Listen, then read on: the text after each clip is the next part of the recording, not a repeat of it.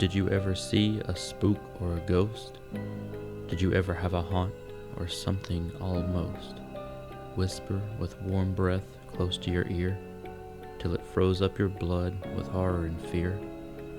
Now the story I tell, oh it frightens me still, while I worked on a plantation called Old Berry Hill.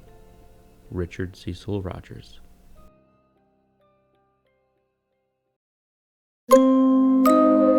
Lock your doors and pour something strong. You're listening to Phantom Proof Podcast. Here are your ghosts, Logan and Wayne.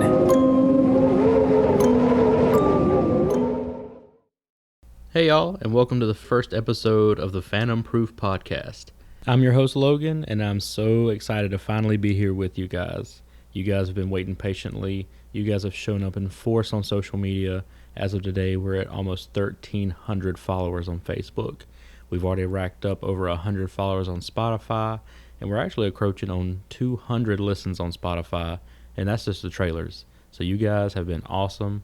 Wayne and I deeply appreciate it. Now, we hit a little snag with our setup. Long story short, we only have one mic at the moment, and sharing it just wasn't really letting Wayne feel natural in the air. It's really hard to have the chemistry together when you're having to lean back from the mic to let the other person into the mic to talk. So hopefully next week we'll have the mic situation resolved. Wayne will have his own mic, and we'll actually have a co-host for the show. And you guys are going to love him. He has a whole lot of stories. He's had experiences with the paranormal, lived in 2 haunted houses, so he's going to be a real asset to the show. So for now, it's just me, a drink in hand, and a local legend that has haunted my town and the surrounding area for generations. But before we get into the story, we're going to discuss this week's cocktail, our first cocktail, the Black-Eyed Belle. The Black-Eyed Belle is a dark, moody southern cocktail. It's got peach schnapps, simple syrup, lemon juice, and bourbon. Now, I'm not much of a bourbon guy. I was a little skeptical, but I figured since we're doing a southern story, why not have a southern spirit? I feel like the simple syrup definitely helps take away from that bourbon taste. And then the lemon juice is just going to cut the sweetness from the simple syrup. And definitely adding peach schnapps to this was a great idea. It kind of gives that Georgia southern sipping on the front porch feeling, which is just the cocktail we need for this episode. Now, we posted the recipe to this cocktail on our Facebook page a few days ago. If you guys didn't catch it, I'll go ahead and give you the recipe now. And if you want to, go ahead and pause the show, make the drink, come back, have a seat, listen to the tale. So you're going to start with 2 ounces of bourbon, add in a 3/4 ounce of peach liqueur, 3/4 ounce of fresh lemon juice, and then 1/2 ounce of simple syrup. You're going to shake it with ice and strain into a glass. And then you're going to choose your garnish. I chose to do the brandied cherry. I had a cocktail, it's probably been 5-6 years ago, but it had brandied cherry garnish, and I remember I loved it so much. So I decided to use it in this, and it really worked. Wayne's an olive guy. Wayne wanted to use an olive, just a simple olive. For the cocktail. He said it worked great, so really you guys obviously can just choose whatever garnish you want. And there's also a post on our Facebook and our Instagram, I believe, where we kind of give you a recipe to make your own simple syrup. And for this recipe, we just took 1 cup of water, 1 cup sugar, 1/2 cup of fresh blueberries, 2 sprigs of fresh rosemary, and we zested a lemon. And then you add everything to a pot, bring it to a gentle boil, lower the heat, simmer for 10 to 15 minutes. You'll mash the blueberries gently just to release their color and flavor. Strain that into a jar or a bottle or whatever you want to store it in and let it cool. And then you keep it refrigerated, and it'll last you about 2 weeks or so. And I actually put a little bit in this cocktail. I made a test batch yesterday, and I put this in there, and it was phenomenal. The blueberry and the peach working together with the bourbon just took it to that extra step. So like I said, guys, if you want to, pause the show, make the drink, come back, and then listen in. So without further ado, we're going to get right into it. So tonight, we're traveling just a little north of my hometown. It's on the North Carolina-Virginia border. It's a place that's known by many names. And we're talking about Berry Hill. Berry Hill is probably about 10 minutes north of the Eden City line, which is where I live. And it's probably about 20 minutes or so from Danville. Again, it straddles the North Carolina-Virginia border. And initially the focus of this episode was going to be on the bridge itself. But as a lot of people brought to my attention, the whole area is steeped with paranormal phenomena. So yeah, you have Berry Hill Bridge, also known as Satan's Bridge, or the place you don't cross after dark. Seriously guys, I've crossed this bridge at night. It gives off real spooky vibes. It's covered in graffiti. There's pentagrams painted on the bridge. It's out in the middle of fucking nowhere. There are no lights. There are nothing but trees and a road. The Berry Hill Plantation lies not too far from Berry Hill Bridge. I've heard enough stories to be pretty confident that it's haunted. I've had people say that they have went into the house and had experiences. They've seen full body apparitions. One of our Facebook followers actually said that they went into the house, took a pair of salt and pepper shakers back home, and the next day they were gone. There's a lot of history in this area. Most of it is violent. You've got Civil War battles, Revolutionary War battles, and unfortunately, substantial history of slavery. So just a little bit of history behind the bridge. The current structure was originally built in 1914. It was this kind of steel camelback truss bridge. That was replaced around 1991. We had probably 3 or 4 of our Facebook followers actually send us pictures of the old bridge from it looked like maybe back in somewhere between the 60s and the 80s. Definitely a different look.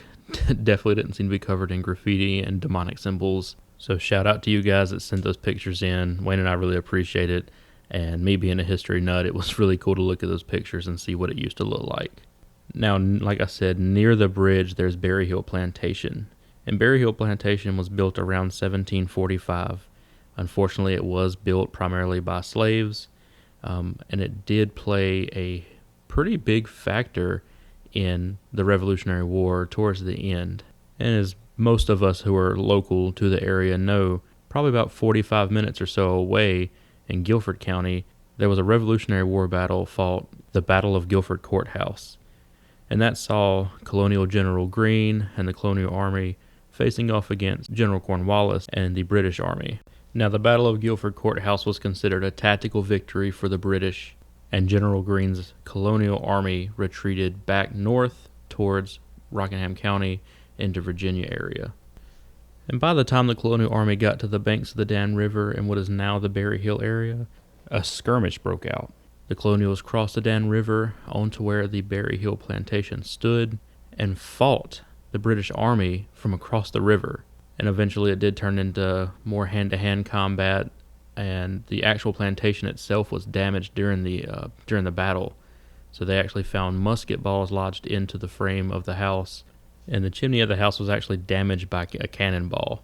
And even though General Greene retreated, when they actually engaged the British on the Dan River at the Berry Hill Plantation, they did enough damage to General Cornwallis's army that he had to retreat into Virginia, and that set up the Battle of Yorktown, which, as we all know, is where we beat the British and eventually gained our independence. So yeah, it is definitely steeped in some violent history, and it's said that actually the name was Bury Hill, spelled B-U-R-Y, and that's because there were so many soldiers from both the American and the British side that were buried in the area. Now, obviously, down the line, the name was changed to the less menacing Berry Hill, like we know it today, B-E-R-R-Y. But knowing that so many people are buried on the property and that they died in such violent circumstances, it definitely stands to reason that there could be some paranormal activity at Berry Hill. And there also, unfortunately, are the graves of around 200 enslaved people on the property and in the area. Like I said, enslaved people pretty much built this plantation. They pretty much built our country. And considering the harsh living conditions, the way they were treated, and the way they died, that's also a pretty good recipe for the paranormal. Now, on top of all of this we've discussed, there's also been more recent history, and I mean, obviously I'm talking more recent than the Revolutionary War, but more recent history of suicides, homicides, accidental deaths, devil worship. To make a long story short, plenty of shit has happened in this area for there to be hauntings. Now again, growing up as a native of Eden and the area, one of the first stories I remember hearing about Berry Hill Bridge specifically was the Black-Eyed Woman. And it said that this is the ghost of a woman who was walking home in the early 1900s. when she realized that there was something or someone behind her. So she starts to run. She makes it to the bridge, and she can hear footsteps behind her and shouting. She turns around to see a big, burly man standing behind her wielding a knife. So she continues running down the bridge, screaming, pleading for anyone to help her. No one came, and she died. And so they say that it is her spirit who is trying to get you to help her and get her off the bridge and out of the area to save her life. And everybody would say that if you drove your car out to Berry Hill Bridge, you parked in the middle of the bridge at night, you cut your car off, you lock your doors, make sure your windows are rolled up, and you wait. Eventually, a woman in white would appear. And then she'd walk towards your car, and you would be paralyzed with fear. Your heart's racing, you're pouring sweat, you're looking around, out the back of the car, out the windows. Where the fuck did she go? And then all of a sudden, she jumps up into your driver window, and she screams. And when you try to crank your car, it does not start. She's banging on the window, she's screaming, and then she vanishes. And all of a sudden, you can crank your car again.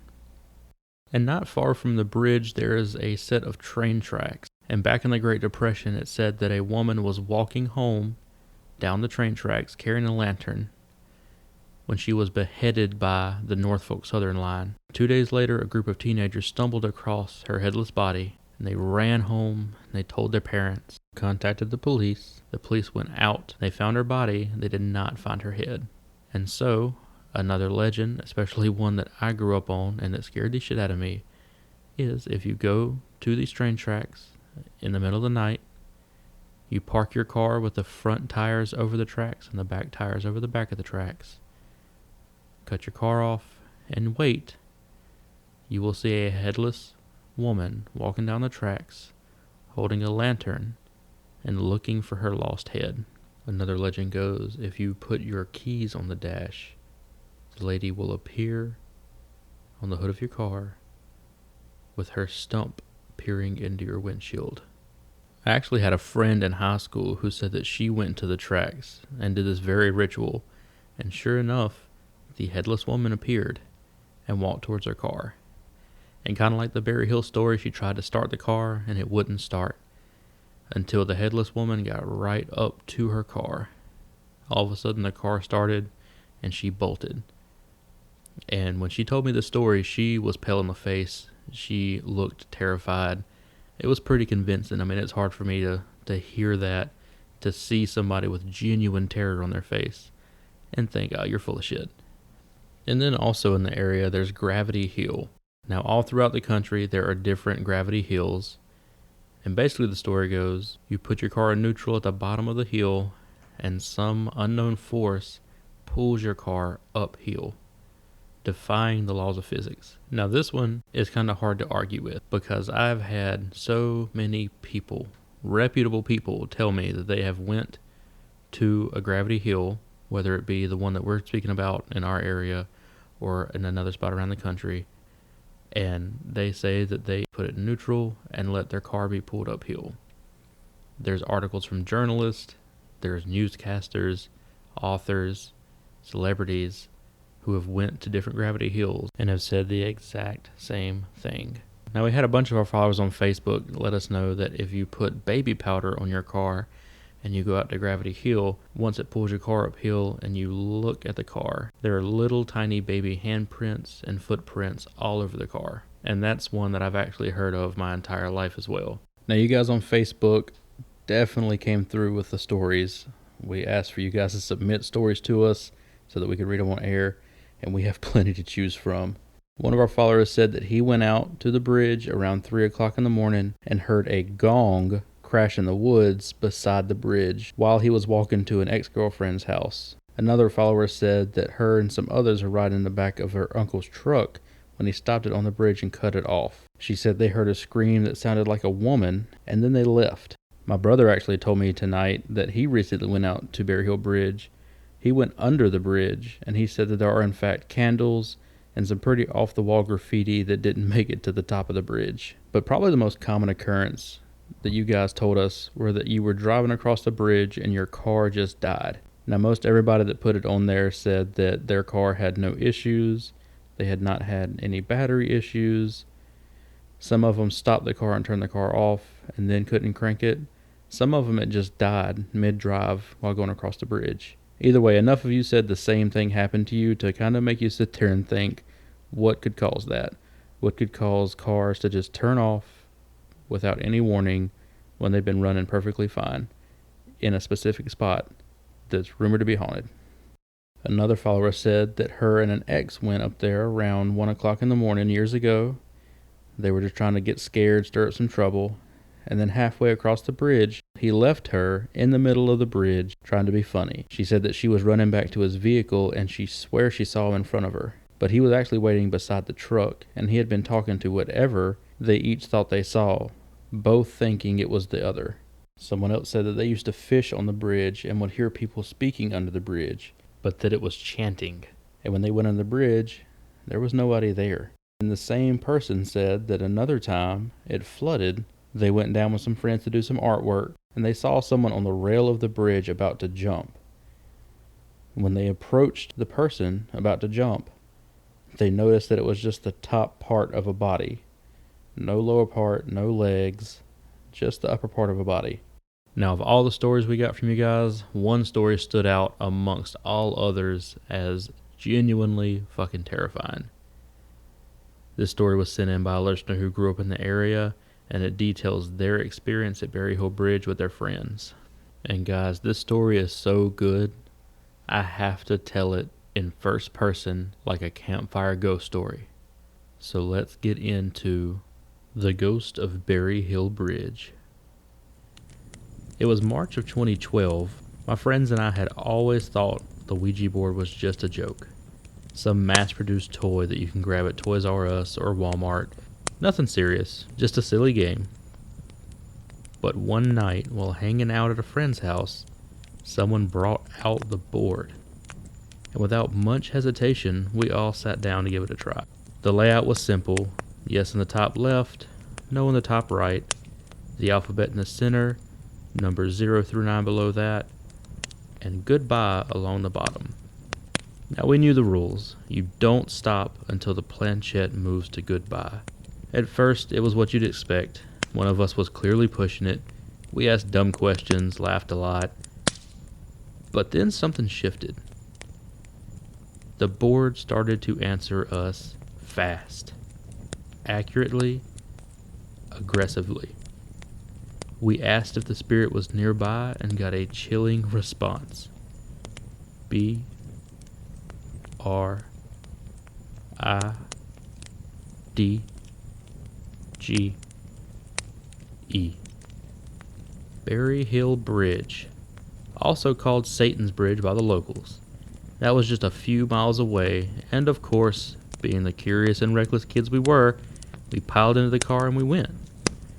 It was cold that night, and as soon as we stepped out onto the bridge, something felt wrong.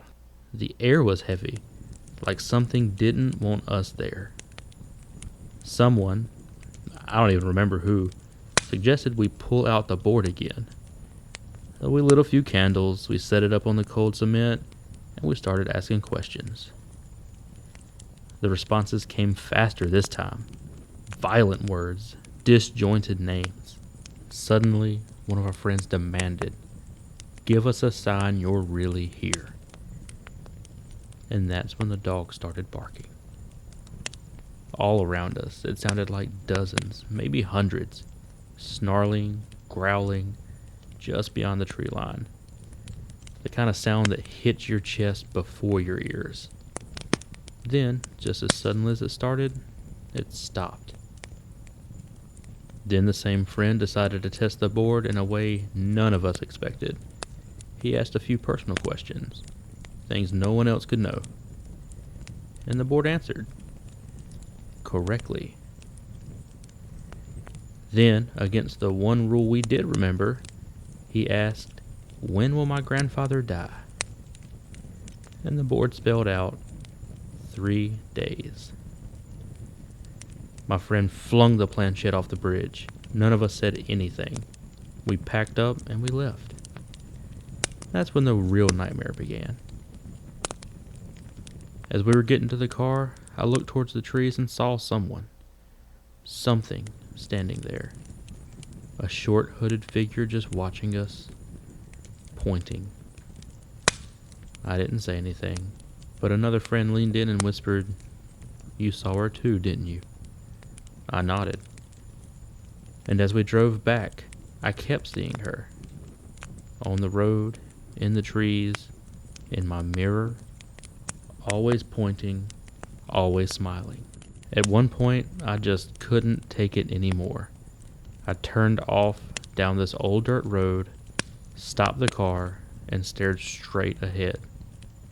I didn't know if she was real, but I knew I felt her. Eventually, I backed out, sped off, and slapped my rearview mirror upward so I couldn't see her anymore. My hand was shaking.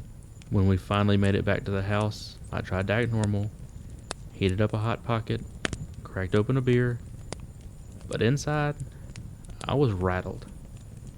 I told the guys everything. How she looked. Pale skin, long black hair, a smile that didn't belong to anything human. Something told me she wasn't done with me. That night I left the lights on while I slept, and I begged the others not to turn them off. And it's a good thing I did, because I woke up around 3 a.m. to the sound of someone walking in the room. She was there. I couldn't see her with the lights on, but I could feel her. Like heat, like something pressing down on my chest. The next day, we tried to distract ourselves. We invited people over, we played beer pong, flip cup. We were just trying to feel normal again. But then it happened. My friend we'll call B, the preacher's son, went quiet. Just sat there staring. At first, we thought he was just playing around. But then one of our other friends got in his face and tried to shake him out of it. Nothing. So then the friend switched to a little more drastic measures and slapped B across the face. B shot up like an arrow, but still had a blank expression, eyes fixated. Smack, smack, smack. Our friend slapped B over and over and over again. Nothing. Suddenly his eyes went black, and he smiled this awful, soulless grin. And in a voice I'll never forget, one that wasn't his, he said, "Ooh, I have the preacher's son. I have the preacher's son." He started laughing, violently, like he was choking on it. We had to hold him down, 3 of us, and he still fought like he was 10 men. I grabbed my cross and I pressed it to his forehead, and it burned my hand. I screamed for someone to get my Bible, slammed it into his chest, and with one last guttural growl, the voice said, "I'll be back." Then Ben collapsed. When he woke up, he threw up some kind of green and black bile, and down his back from neck to tailbone were 6 claw marks. He said she had cloaked him, dragged him somewhere dark, somewhere in between. He said he saw a bright light, said God or something like him gave him messages for all of us, personal ones, about our families, our lives, about stopping what we were doing before we lost our souls. And just like the board said, our friend's grandfather died exactly 3 days after the bridge incident. Shortly after that, B's sister was hospitalized for a fever doctors couldn't explain. And that night, we got one more sign. Someone, or something, broke in to my friend's house.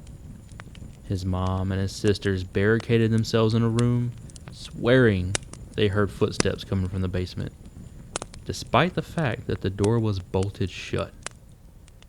When we got there, everything seemed fine, until we checked our friend's room. It was torn apart, destroyed, and on the bed, photos of all of us. Our faces arranged in one chilling phrase: I will be back. I don't know what we contacted that night, but I know it followed us. I've never touched a Ouija board since, and if you're listening to this, thinking about trying it for yourself, don't. Wow, guys, that was a freaky story. Again, that was sent in by one of our listeners, and they swear that it's all true. Their wife actually emailed us and said that they have physical evidence on their bodies and other evidence that definitely helped corroborate that story. So, huge shout out to the listener who sent it in. And if you have your own story that you want read on Phantom Proof Podcast, email it to us, phantomproofpodcast@gmail.com. But I want to take a minute and break down the story. You know, after reading a story like that, it's hard not to feel something lingering. Like the story just doesn't stay on the bridge. It kind of just follows you, just like it did them. It got me thinking, why is it always a bridge? And I think it has to do with the fact that bridges are liminal spaces. They're thresholds. So, I mean, you're not quite here, you're not quite there, you're in between. Like, think about Berry Hill Bridge. On one side of the bridge, you're in Virginia. The other side, you've got North Carolina. And in the middle, you just have the river. And in ghost lore, those in-between spaces are ripe for spiritual activity. So step back and think, how many haunted bridges have you heard of? We have Crybaby Bridge in Jamestown, North Carolina, where it said late at night you can hear the cries of an infant. You have Emily's Bridge in Vermont, where it said that a jilted bride scratches cars and screams at passersby.